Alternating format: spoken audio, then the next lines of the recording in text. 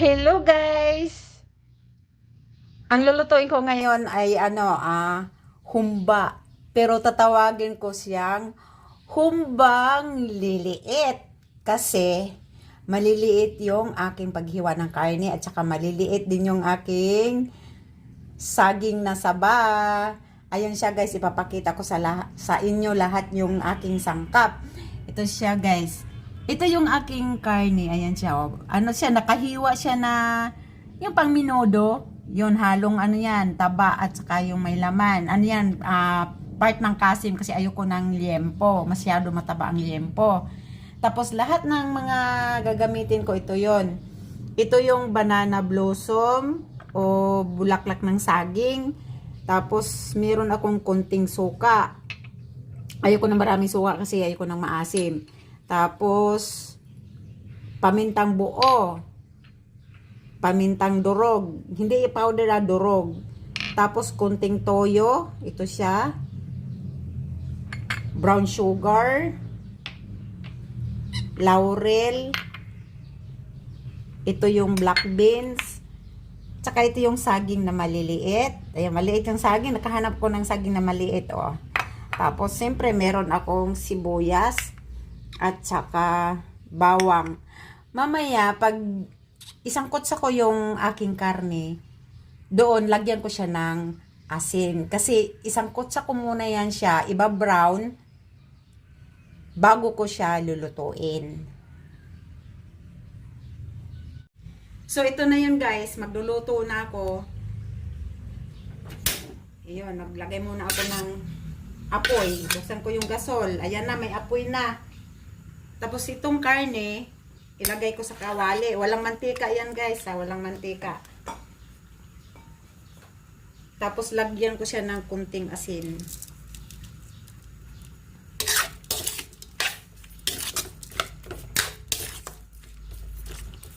Tapos yan, pabayaan ko lang siya na mahina yung apoy. Palabasin ko yung mantika niya. Ito na siya guys, oh. Ayun, nagpula na siya at saka lumabas na yung mantika niya. Tapos, yung mantika yan, aalisin ko.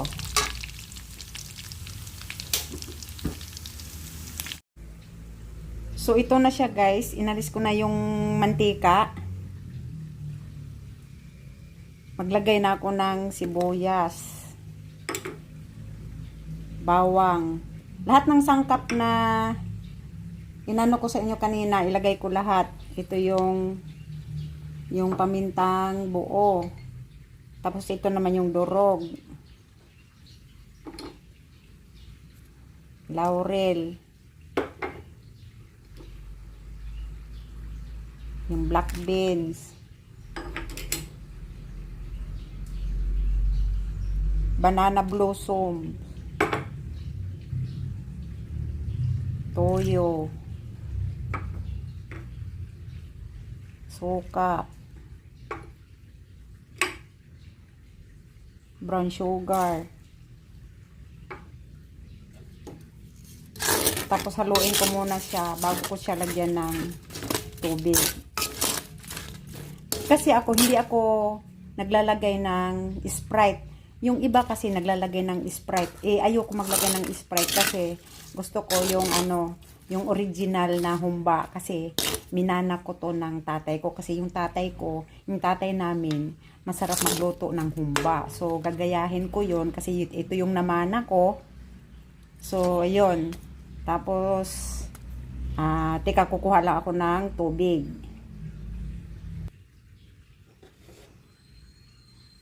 Lagyan ko na siya ng tubig.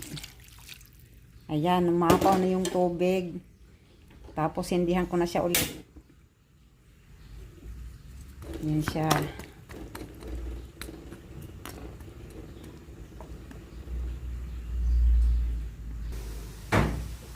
Ayan siya guys.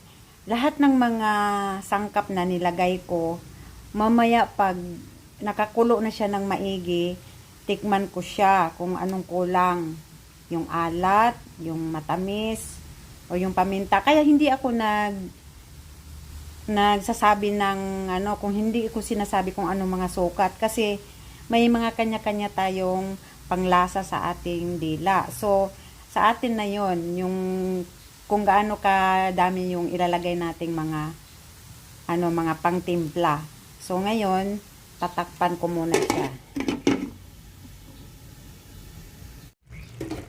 So ito na siya guys, super lambot na. Ayan o, luto na siya, pero hindi ko pa nilagay yung aking saging na saba.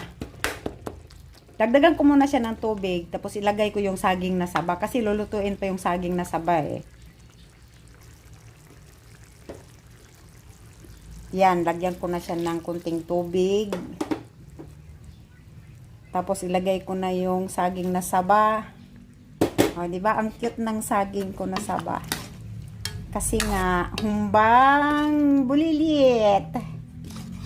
Yan, tapos, lulutuin ko pa yung saging dyan.